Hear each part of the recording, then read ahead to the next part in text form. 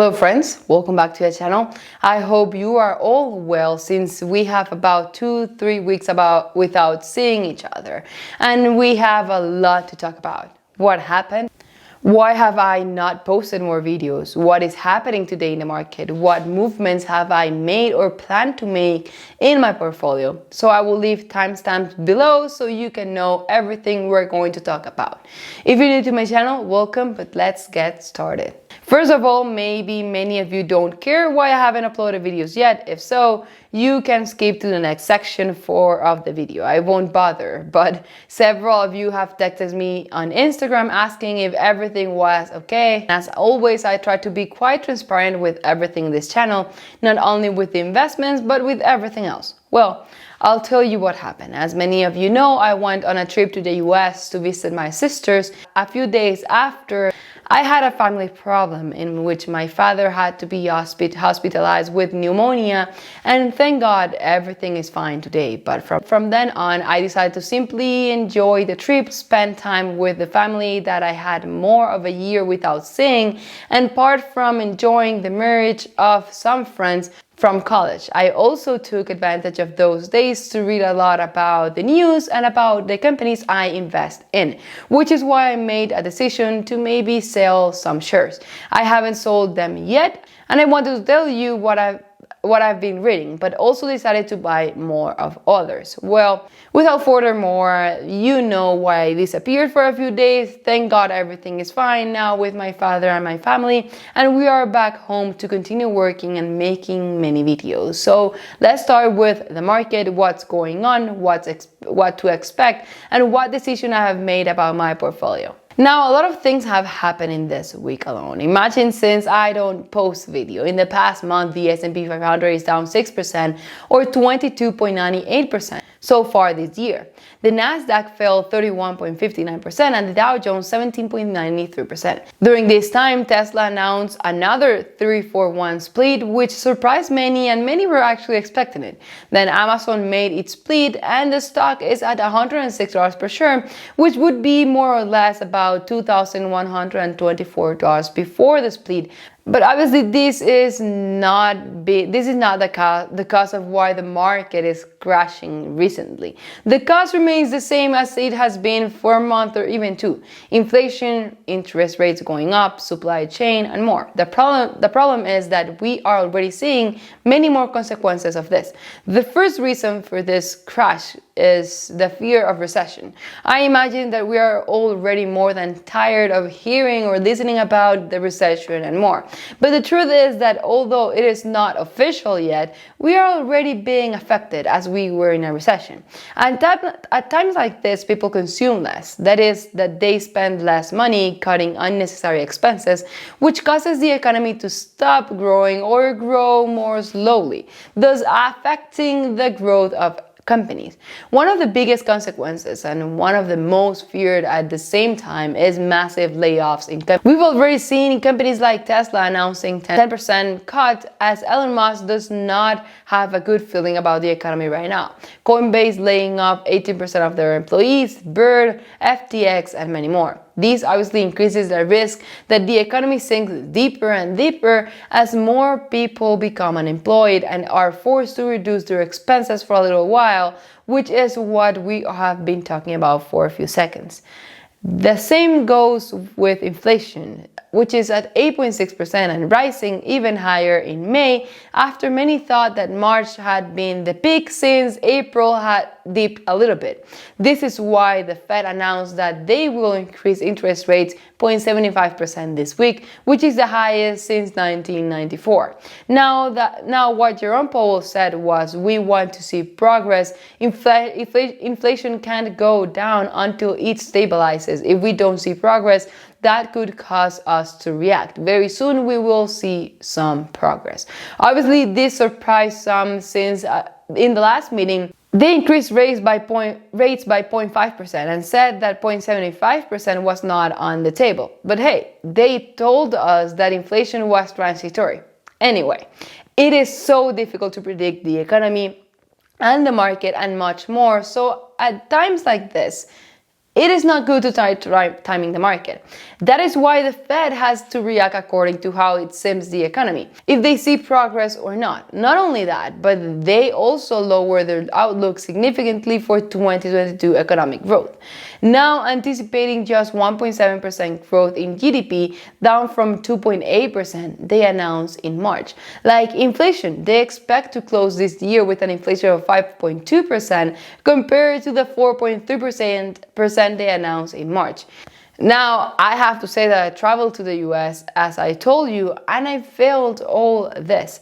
The prices are crazy. Grocery prices, restaurants, gas, and more. I have to admit that I visited Miami, which is one of the most expensive cities nowadays, a city where I lived for 6 years, and I know the prices well, as they used to be until 2020.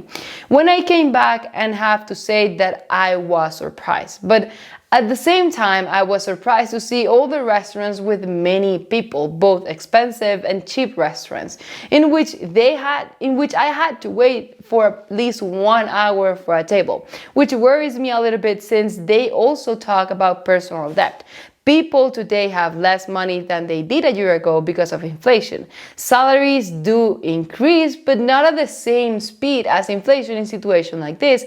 So people go to personal debt from credit cards, personal loans, and more, which can also weaken the economy even more in a few months, and even more with this interest going up. Now, I don't come here with this video to say that this is scary and we should all sell, because it is not the first time that this has happened in history. But many people have thought of selling everything, or have already sold everything, because we have to understand that although in 2020 we saw a crash in the market and the economy does not compare to this. In 2020 the crash or correction lasted for about 6 months, but the market bottomed out in 1 month and the rest was recovery. On the other hand, this year crash has been a way more drastic and slower and more painful, since we have been falling for 6 months. In other words, the crash we are still in shows no signs of bottoming out and has lasted as long as the crash in 2020 took to recover. This is very scary, and much more so for investors who have never witnessed a crash like this, including myself. I was already investing in 2018 when it was a crash, which the market took about 3 months to bottom out, but it wasn't as big as this one, as the market dropped 17% and not 22% like today. What I mean by this is that this situation has created a lot of panic in investors who have ended up selling and who now do not have the same motivation to invest as they did a few months or even few years ago before the pandemic. Well, we see investors like Warren Buffett or Berkshire Hathaway buying a lot of shares during this crash, but at the same time we see people like Bill Gates selling everything. So this gets really confusing. First of all, it is very difficult to time the market. It is difficult to know what will happen next month or at the end of the year. So what should we do? Simply continue saving as much money as we can, investing in good companies with growth potential, but at the same time with good finances, strong and capable of overcoming any crisis. Do not invest the money that you think you will need in the short to midterm. Do not invest the money that you will need this year or next year. And also, from time to time, take some time to relax, analyze very well the companies in which you want to invest and in which you are investing. Something I did on this mini vacation I took, it was a time where I read a lot and studied a lot about the companies I already invest in and learn things that have changed the fundamentals of some companies, which is obviously not good news. One of these companies is Fubo TV. First of all, the growth of Fubo as a company that made Fubo look attractive as an investment when I started is still there. They are still seeing a nice growth year over year compared to other companies of this type. But there are certain problems with the company, such as that they do not control their supply chain or their sales channel, which are the sports betting.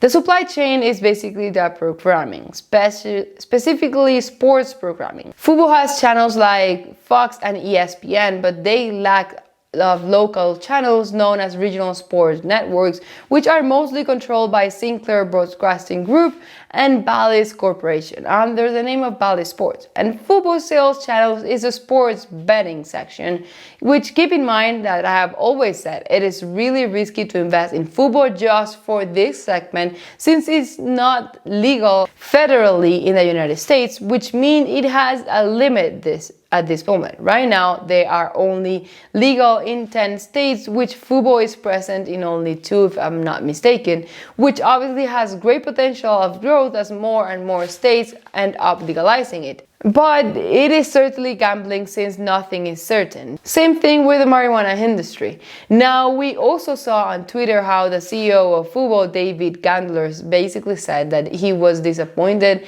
that Univision went public with their contract negotiations last night by putting on their channel this phrase: clients of Fubo TV, don't miss your favorite soccer leagues this summer. Call now to this number. And I remember that this very same thing happened with This Latino in 2018 when Univision Sports ceased to be part of the Dish Network's cable service, and there was the same publication on the radio and television, which means that less sports channels for Fubo TV, as also remember that the MLS will be broadcast on Apple TV and more. The question here is, how much can this affect Fubo? What percentage of their subscribers are Latinos or buy the Latino package? Same with the sports package. And they don't mention that specifically, but if it is a high number, it might cost them a little more to become a profitable company. Even though it is not a secret that my position is down at this moment, and I'm thinking of closing it, because in order to recover that loss, it has to go up a lot. And with what I just mentioned, it can take much longer than expected, even though I recover a little bit with call options. Even more so with the economic situation, where it is most likely that we will see cancellations of this type of programs if many lose their jobs or if prices continue to rise and we have to focus on expenses that are only necessary for a while. Will the stock go up? Yes, of course, it will most likely go up. But will I miss the climb? Most likely if I sell. But the truth is that I think that stock going up will not happen as soon thanks to the whole situation. Many things have changed in the economy that directly affect this type of companies. And since it is not profitable or even close to being profitable, it is much riskier. This is where I realize the mistakes that are made in the world of investments, and from then we have to learn, because obviously I did not take into consideration what would happen with inflation, with interest rates, and much less expect that they would lose contracts.